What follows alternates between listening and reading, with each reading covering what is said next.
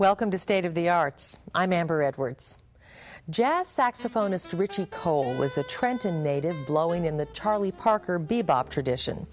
Cole calls his style alto-madness, and he'll be bringing it soon to the Cape May Jazz Festival. He has an international reputation that includes cult followings in Europe and Japan and over 25 records.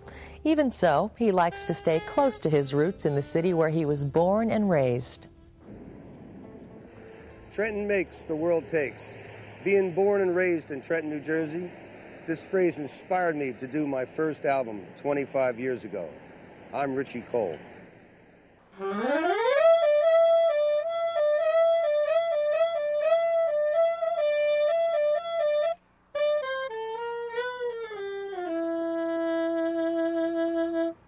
One, two, three, four.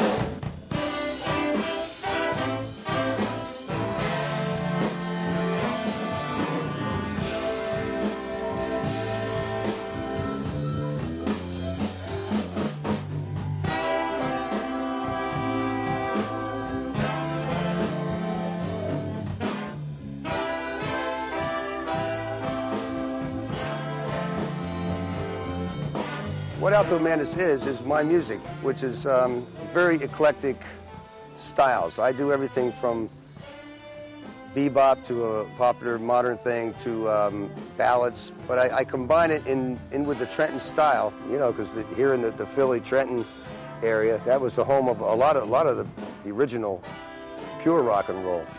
Mix it all together, and it comes out to be alto-madness.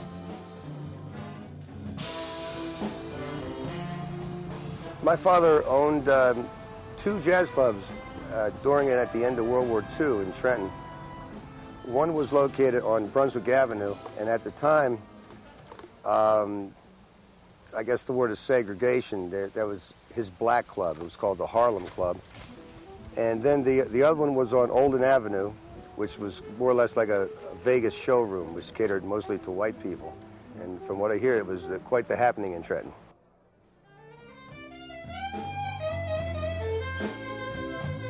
My first experience and exposure to the saxophone was probably when I was about 5 or 6 years old. While going through the attic of my parents' house, I found this black box. Always a junk picker. Wherever he went was a junk picker. So he seen this saxophone in the case up there. So he brought it downstairs and toot, toot, toot, you know, and right away and fell in love with it. Being curious, I opened it up, and I saw this in there. And I didn't know what it was, but push a button, push this button, that one moves. Do this, do that, happen. Different things happened. It fascinated me. My mom told me it was a saxophone. It's her favorite instrument. Then I figured out how to put it together and get a sound out of it. And the reason it was there because my father, who owned the club, one of his musicians hocked a horn to him. And he never came back for the saxophone, and I wound up with it, and I stuck with it all these years. The boys would be outside playing ball.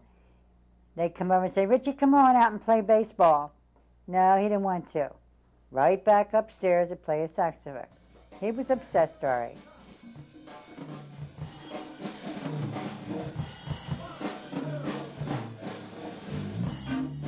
Really my first taste of professionalism when I was a teenager, I had a group I called the Jazz Casuals.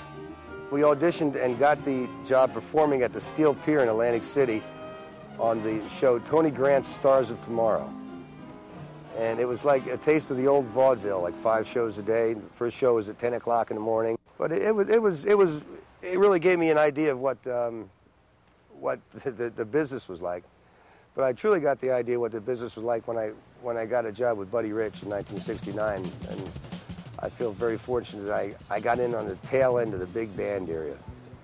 We traveled all around for 2.5 years with that job, and that was when I really saw, you know, the reality of the business, which I liked. I was very happy doing it. I'm still happy doing it. Very important is 1, 2, 3, 4. 1. But after a while, you know, if you tend more towards doing your own thing improvisationally, which I did, I had an idea about what I wanted to do with my music. So I wound up leaving the band on good terms and was just set out on my own in my bus. And for the next few years, I just traveled from town to town, developing my current sound my style, which is called alto-madness. I was always the youngest guy in the band. Now all of a sudden I find myself being the oldest guy in the band. And I've been very fortunate with my career, being able to play with some of the greats and learn from them. And I just feel I have an obligation now to continue on spreading the knowledge that I've learned over the years.